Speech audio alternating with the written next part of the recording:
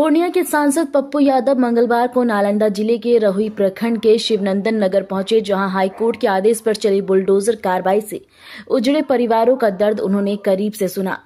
याद दिला दे कि 26 नवंबर को इस गांव में 8 घरों को तोड़ दिया गया था और 5 दिसंबर को फिर से अतिक्रमण हटाओ अभियान के लिए 100 ग्रामीणों को नोटिस थमा दिया गया। पूरा मामला अब राजनीतिक रूप गर्माता दिख रहा है। गांव के लोगों से बातचीत के दौरान पप्पू यादव का तेवर अचानक कड़ा दिखा। उन्होंने ऐलान किया है कि अगर 5 दिसंबर को बुलडोजर चला तो सबसे पहले मेरी लाश पर गुजरेगा, मैं उसी दिन यहीं रहूंगा। उन्होंने कहा कि इस पूरे मुद्दे को वो संसद में जोर शोर से उठाएंगे और राज्य सरकार से मांग की है कि 65 साल से रह रहे परिवारों को उजाड़ा ना जाए। हर परिवार को 5 डिसमिल जमीन दी जाए, घर बनाने के लिए आर्थिक सहायता मिले, गांव में सड़क, बिजली और आवास योजनाओं पर लगा सरकारी पैसा बर्बाद ना किया जाए। मौके पर मौजूद 8 पीड़ित परिवारों को पप्पू यादव ने 10-10 हजार रुपए की आर्थिक मदद भी दी। इसी बीच औरंगाबाद में एक युवक को विधायक की फोटो स्टेटस पर लगाने के कारण गोली मारे जाने की घटना भी उन्होंने सरकार पर सीधा प्रहार किया। पप्पू यादव ने कहा कि सोचिए बिहार किस दिशा में जा रहा है। डबल इंजन सरकार में गरीब और आम आदमी सुरक्षित नहीं, अपराधी का कोई धर्म जात नहीं होता, लेकिन बिहार में जाति के आधार पर टारगेट किया जा रहा है। अब आप सोचिए कि बिहार कहाँ जा रहा है, बिहार कहाँ है। कोई भी गरीब और आम आदमी सुरक्षित नहीं है। तो ये जवाब तो देना पड़ेगा ना भैया, डबल इंजन की सरकार और खासतौर पर बीजेपी को। आप जो जातीय आधार पर राजनीति कीजिएगा और जातीय आधार पर, राजनीति के आधार पर अपराधी को ढूंढिएगा।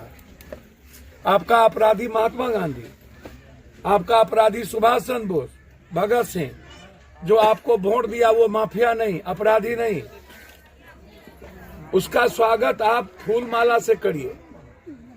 और जो जात वोट नहीं दिया उसका अपराधी अपराधी। अरे अपराधी तो अपराधी होगा ना, किसी जात धर्म का तो नहीं होगा, किसी पार्टी और किसी छाप का तो नहीं होगा। हम देख नहीं रहे हैं कि आप टारगेट क्या कर रहे हैं जाति के आधार पर। ये तो नहीं चलेगा भैया। आप अपराधी को खत्म करिए, हम स्वागत करेंगे और हम साथ में खड़े रहेंगे। सर, औरंगाबाद में जो घटना घटी है, स्टेटस लगाने पे जो गोली मारी गई है, उसको लेकर आप क्या कहेंगे? मैं तो वही बात कर रहा हूँ कि इतना बड़ा जुल्म कुछ हो सकता है कि जो प्रकाश चंद्रा जी के स्टेटस पर गोली मार दिया गया। ऐसे लोगों को, चाहे कोई हो, किसी भी कीमत पर ऐसे लोगों को बख्शा नहीं जाना चाहिए। तो सम्राट चौधरी कहते हैं कि हम क्राइम कंट्रोल करेंगे, तो ये तो क्राइम बढ़ रहा है। ये तो उनका मामला है, मैं किसी के मामले में नहीं इन्वॉल्व होऊंगा। मैं सिर्फ इतना कहूंगा कि अपराधी को खत्म करिए, हम सहयोग करेंगे।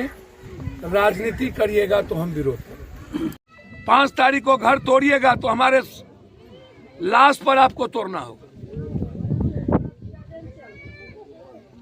हम यहाँ सोएंगे आकर के, आप चढ़ा दीजिएगा गाड़ी।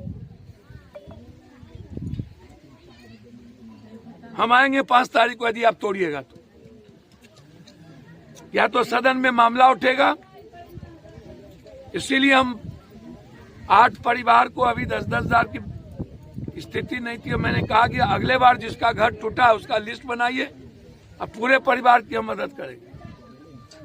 और सरकार से आग्रह अंतिम करके जा रहे हैं, इसी पंचायत में जब तक 5 डिसमिल जमीन और घर बनाने का पैसा नहीं देते हैं, तब तक 65 साल से जो परिवार 4-5 पुश्त रह करके अपनी जिंदगी जिया है और सरकार का पैसा लगाया है, रोड और बिजली और इंदिरावास बनी है, उस पैसे को बर्बाद मत कीजिए और हमारे गरीबों का घर खत्म हो।